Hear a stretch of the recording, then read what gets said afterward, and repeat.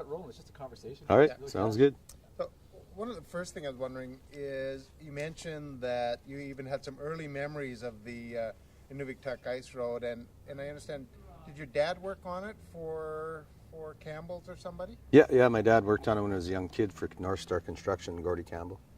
Yeah, I used to go out working with him all the time and plowing. He'd go out when he was driving the Yeah, well, I go when he was plowing with the plow trucks and graders, yeah. Wow. Yeah, so I remember I was 10 years old. Wow. And we had one conversation that was kind of funny because it was a little hot in the plow truck, and I remember clearly this day we took our boots off, and it was during opening, and then next thing we looked at each other, and 10 years old, and I said, well, what happens if we get stuck and go through the ice? He goes, we better put our boots back on just in case. So I remember that clearly. It's kind of neat. Wow. And when did you actually start to work on the ice road driving equipment? I was about 16 years old, 15, 16. I know I didn't have a license yet, and I was doing profiling ice, just checking ice. And back in the day, we didn't really check a lot. We'd check every corner. And today we do a lot different. Wow. And how long has your company, Northwind, been building the southern half of the road? The southern half of the road, the 95 clicks we've been doing, I think this would be 16 years, 16 or 17 years now. We've been doing that part. Okay. And how do you build it, and what are, when do you look at starting, and you mentioned you're already getting some of the equipment ready? Well, we used to start, like I'll give you an example. We start 25 years ago. We used to start November 10th, start profiling, ice checking. And then now we're just starting December 10th area because the climate change has changed so much of the weather and the ice and how our weather is around here. So, we start getting equipment ready. Like we are doing a bit now, so we don't have to rush in December to do it, and it's getting shut down season for another month coming up. So we started prepping already. So getting the plow checks, oil change and grease and anything preventive maintenance, right? And what are the various stages? Like, are you always the first one to go on the river ice from Northwind with the snowmobile? Oh yeah. I always go with the profilers. We drill and we pull a profiler. We calibrate, which is drilling and calibrating with the machine to make sure it's reading correctly, the computer.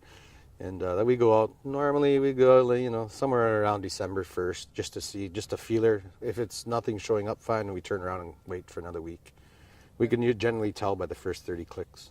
Okay, and are you usually the first snowmobile out there, or have there been other people traveling by? There's always people traveling in the Delta. I don't know who's first, but we're out there first trekking that far. Like usually, generally the tracks, the snowmobile tracks, when you go out there, there's some, but not many. Yeah. For the first, usually you'll see tracks. Everyone going to a Klavic first. They run hard, right? We'll see tracks right up to the junction, and after that we won't see, if any, right? We won't see any for 100 kilometers or more. And so what are the stages or the biggest challenges of building the ice road? Well, obviously having the right thickness of ice and overflow and, the weather. So, you want to open the road without any snow blowing back in behind you. The thickness of the ice is the main one. We have to have so many inches before we start, and our contract says 12 inches, right? And then, then there's a lot of areas like we had to change our route in the last few years because going through Cockney Channel, the water's dropped so much and there's so much overflow in there now. We fell through the ice 3 times there in good ice conditions, so we had to change our route and go around on the East Branch fully now. So fell through the ice like with skidoo or with what? Well, just overflow, Yeah. sleds, trucks, plow trucks. We've tried them all. Okay, give them all a bath. Yeah. Okay. I got a question for you. Yeah. How many other companies are making ice roads on an ocean? There is no one. There. Once upon a time, we were going to be hired by these guys in Russia to go over and do one in the Red Sea? The Red Sea, I think it is. They wanted us to do a road over there. They were going to hire us to go profile and build a road for them, and then the oil company decided no, because it's different conditions. It's in a swamp, kind of leading onto an ocean. There's Grubens, there's me. We work for the oil fields, right? So we're out there quite a bit. A lot of ocean work hasn't been happening in a lot of years around here. It's mostly just from Tuck to Kittigazuit now. So. Yeah. So what does it feel like not to make a road on the ocean anymore? Relief. Relief not to make. You see, on the ocean, everything changes, right? I mean, you still have the salt which drops in the winter and everything, but I mean, the tide and everything changes the ice, creates pressure ridges, creates everything. It's a whole different world out there. The ice moves a lot. It's a lot more dangerous than a river. I mean, way more dangerous. Their biggest challenge is they'll get some good ice out there, and then a big wind will come up and it'll move it all around and smash it all up or move it right out. So you're not going to miss the adventure? Oh no, I was thinking about that. It never kicked in until the other day. I got an interview on the radio, and it was like, I look forward to building this ice road every season. It's kind of like the rush, right? And but I mean, the rush too is like we go out, we profile, and then the plowing. It just we've gotten down out of the rush. We've gotten down to timing now. How fast can we do it without jeopardizing safety and everything? But we got a pretty wild, extreme plans of plowing. So my guys and me, we open road like no one's ever done. So definitely the experience like you and your guys have on building the ice road is probably unique, I would say, anywhere in the world. But it's just not done in other places like we do it here. Yeah, it's pretty unique because actually at one time there was quite a few ice roads around in Manitoba, Winnipeg. They still have some lakes they cross and all that. But everybody's getting a shorter season now. Yeah. Like, I mean, everyone's feeling it now. Like, and we're feeling it a lot up here. At one time we were doing 500 kilometers a season of ice roads, pure ice road out of here for oil field and all that. Now we're only doing 95, and there's nothing going out. Yeah, and I think as far as we've been able to determine with some of the research, there's lots of winter roads, but this is the longest continuous ice road, and the only ice road that goes out onto an ocean that we've been able to find. And what it would be at 220 kilometers? 180 clicks. 180? It's 182, somewhere around there. Okay. But yeah, it is the longest continuous ice road, always has been. Yeah. Everywhere else is there crossings that are lake crossings, right? This is the most continuous river and ocean one. Are there any, I know you told a story with the still standing about going through the ice with you and your brothers and cousin, but are there any other ice road building or ice road traveling stories that stand out for you, whether you were part of them or came up upon somebody else or helped somebody? Yeah, there's quite a few. I came home once on May 16th from Tuck. It was a little interesting. We drove the road on May 16th? In a semi, yeah. Wow. Yeah, and the bed truck and all chained up. And it was. It had to be a lot of water. Oh, yeah, there was a lot of water. Yeah, that was the most water I've ever driven in. I was all chained up, and I was hauling from Swimming Point, actually. And it was every day the guy had asked me, could you do one more trip? Oh, yeah. So I went out with a nice new truck the first day, and 2 days later I went out with a little rougher truck, and 3 days later I went out with a really rough truck, and then on the 5th day I went out with the bed truck. It was like, he goes, they just keep getting bigger and meaner. I said, well, it's just getting a little rougher and uglier. So, Were you wearing a life jacket the Oh, last trip? no. I want to run fast, walk on water. There's that one. There's another one that really, really always bothers me. I was in a plow truck, and the ice was good. Everything was good. We had perfect ice. We had like 25 inches, 26 inches of ice, lots for plow trucks. And we were coming back. It was close to Christmas, and I was in the lead plow truck. I was coming back with the biggest one, and I was coming back, and the smaller ones were following me. And my buddy I grew up with was behind me, and he goes, I just went through the ice, the back end of the truck. I was like, what? He goes, I'm right on your tracks. I'm like, oh. I always think about that. I want to cross it, and that's when we quit going through Cockney Channel because the ice is so unpredictable. That was 3 times in 3 years. It just wouldn't stay. Yeah. Wow. Want to change locations? Yeah, let's mix it up a little. That was great. Yeah. So we'll. For us, we got some 2012s and 2015s. It's not bad. That was nice and awesome. Oh, okay. Cool. So I'm just going to let it go again. All right. Actually, Peter, can I get you stand just for a little? Yeah.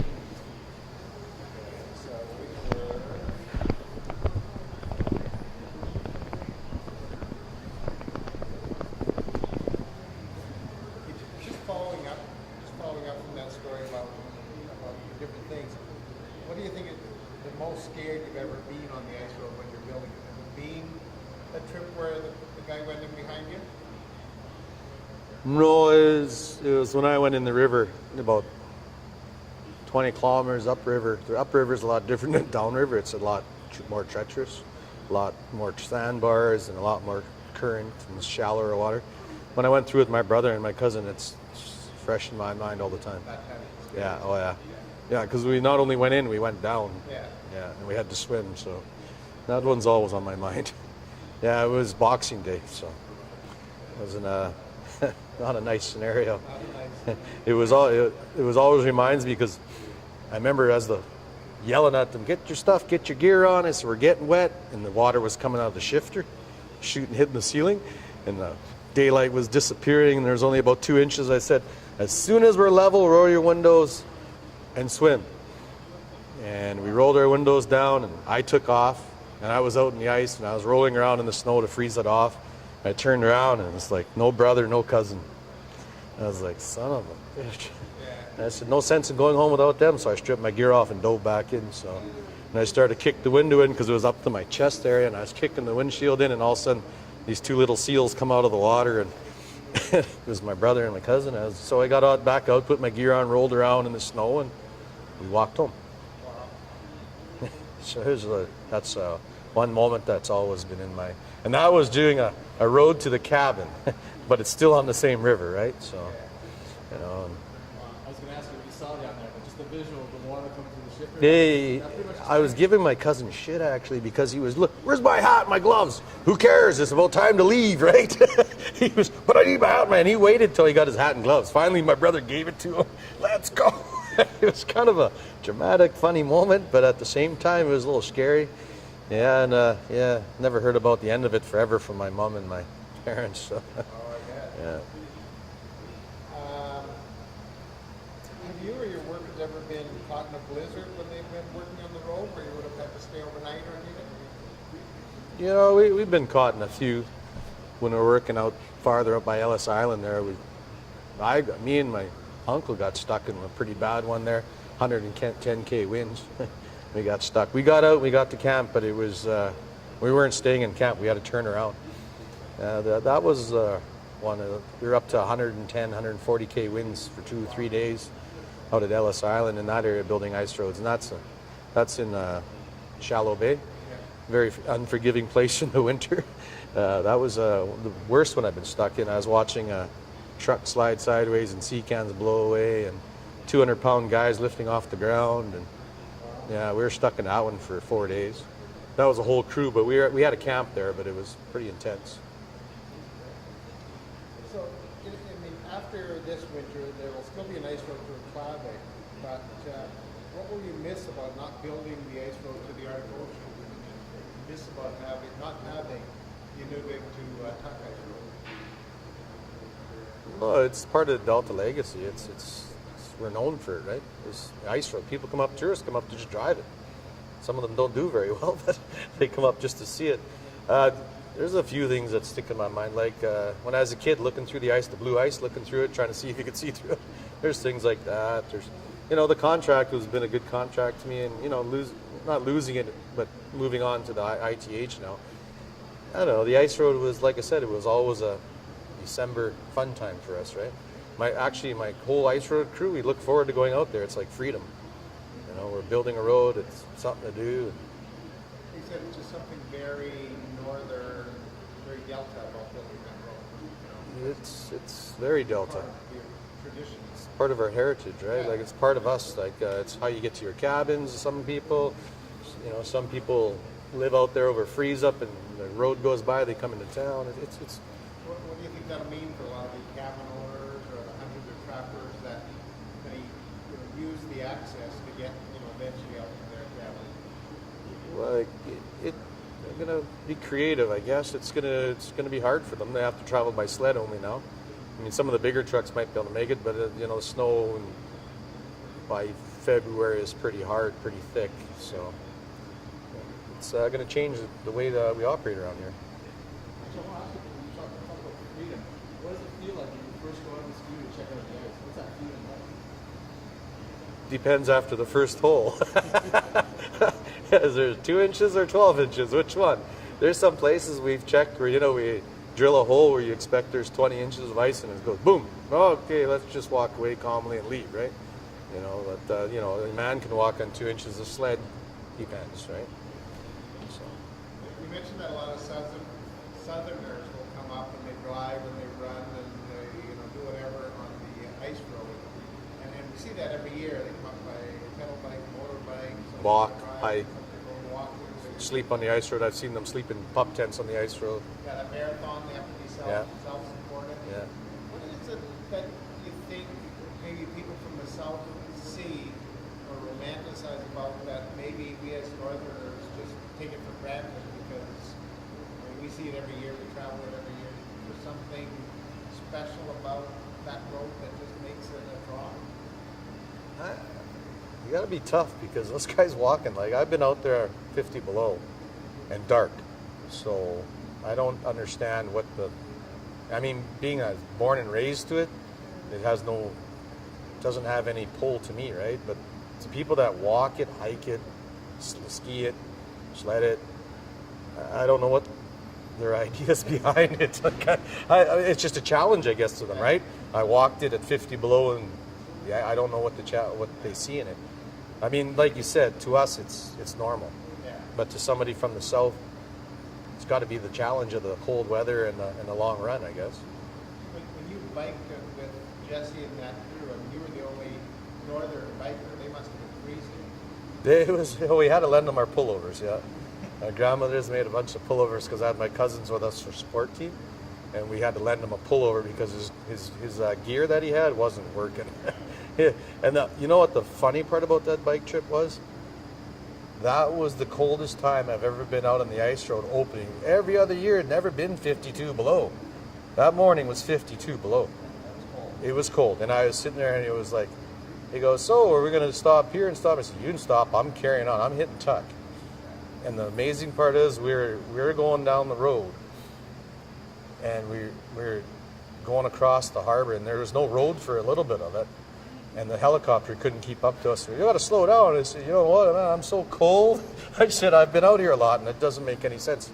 That morning was the coldest morning I've been out on that road in a month.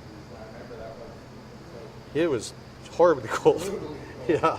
And then when we got there, we froze all our fingertips on our bike, and right where our goggles go on your cheeks, we had lines, and they lasted like only about 10 days. Right? It was a chilly day. And we had to change his gear because I had to give him different helmets. We were running the snowmobile helmets. They were trying to ride motorbike helmets. We were just not fit. We were running the full-face BV2s with the breathing apparatuses and everything, which made it doable. And they were trying to run these super bike helmets. I said, those are for the Baja. This ain't the Baja. So we had to change a lot of his gear, right down to our wolf mitts. And our He looked at us like we were crazy when we lifted off, and they're like, you'll see. And they sure learned a lot real quick. Especially the leather. The leather is just Oh, so it doesn't do anything here. No. So we've given you a little bit of an idea of some of the filming, and right now we're calling it the end of the Ice Age, the last season, or the last winter of the Inuvik Ice Road.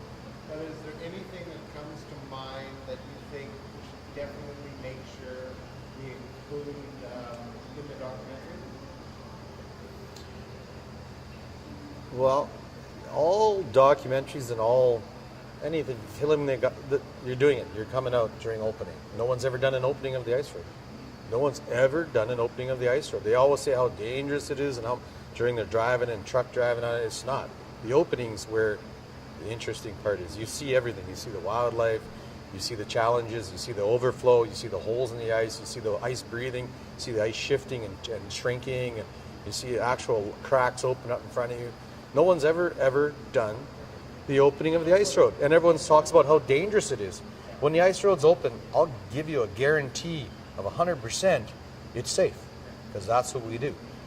But the interesting part is opening the ice road. It's always got every day's got a challenge. We're going down the spot we've GPS for years. All of a sudden that spot's no good, so we got to move the ice road over. And moving an ice road 100 feet wide over, it's not a small task, because you got to align it and keep it kind of within line and everything. And, that's one thing that no one's ever filmed. And the other one is the reindeer crossing the last few years has got leaps and bounds of attention. So. That's great. So I'm going to do that dangerous stuff. That's the best part, I think. That's a lot of us get the thrill out of it. I've got some guys that won't ever go back. Yeah. I've got a half a dozen that want nothing to do with it. Ever. Again. Saw that light flash before the ride. We had a semi go through. We've had a couple semis go down. No one was hurt. Thanks for that. You know, that's but they'll never go back, ever. Interesting. In doing some of the research, there's probably been 8, maybe 10 people that have been killed, like during the oil and gas times, and then once the federal government started monitoring or responsible for the road. But there's been a number of people killed on the road, not building it. But Not building it, but yeah, when accidents, highway accidents happen, right? As for ice road building, you know, back in the day, there's been a few. And then it all changed in around 1999. In 1 year, I think 7 cats went down in one season. wow. And then I think it was 99, 98 or 99. And then we started a lot of ice checking. Like we had a whole division of ice checking all of a sudden. And recoveries, lots to recover. But it changed in 99. Say in 99 it changed for the best for everybody. The oil field was involved, so we started doing different things. And then we started doing profiling with the GPRs, ground penetrating radar. And we actually made, my guy, he's a techie geek, he went from the GPR to seeing it, to hooking it to GPS, and making it read and tell you exactly to the inch where that bad ice is. Yeah. So I mean, it's something we never patented, and a whole bunch of us never. We should have, because it was a big thing. But for us, it wasn't about. They hired our services because of the technologies. Because we could go back on that map and tell you exactly where that water and crack is within the inch, with the GPS and the GPR reading. And no one else had that technology, and it was kind of funny because it was homemade. It was all wired together, and it was done in the north. Right? It wasn't done down south. It was done here. So those are, you know, challenging steps. And that there put us to work with a few people caught on to it right away. Like not a lot, like 3 or 4 people really caught on to it. There's not too many that ever do it in the world, right? That's why they're trying to hire us to go to these certain jobs. And then we got hired to do a specific job. It was with our ice profiling. We actually studied the ice right from November 20th every day. I think we did 5 days a week, so not every day, 5 days a week up till April 30th. So we got to watch the ice grow on our grass, and we got to watch it shrink. It was kind of a neat study, but we got paid to do this great study by this oil company, so they had the knowledge, and they sold. Then all the oil companies pitched in at the same time to get this knowledge, so they could understand the growth of it, the timing, the temperatures. We recorded everything: temperatures, thicknesses, right down to where it was. The ice started melting on the bottom. We'd be drilling 8 feet of ice, and the last foot would push through a slush. So I mean, it was some interesting stuff we learned in the last with the oil field. So in the spring, a lot of the ice road will melt from the bottom up to the warmer water traveling down. Well, Is that yeah. a safety concern? Yeah, well, that's when you start checking. Depends on what you have. Like the last few years, we're getting candle ice, disintegrates in the warm, not the top, the underneath. So if it's plus 10 in Edmonton, well, in 10 days we get what they get, as in warm water. So everyone goes, what? It's, yeah, all our water trickles this way. And generally all my life I've been watching from the Edmonton weather. If their water is running, okay, well, we might have 2-3 weeks. Just depends, you know. If their ice is moving, well, we got 2-3 weeks. It's 10 days to 3 weeks, right? So it's an interesting, and it's never failed us. We've always watched that. It's the same thing if there's a torrential storm in Edmonton in the summer. Well, in about 4 days, we get it here. Everyone goes, how come the water's so high? Well, it's because, you know, upriver we've noticed it. We've tracked it and seen it. Okay.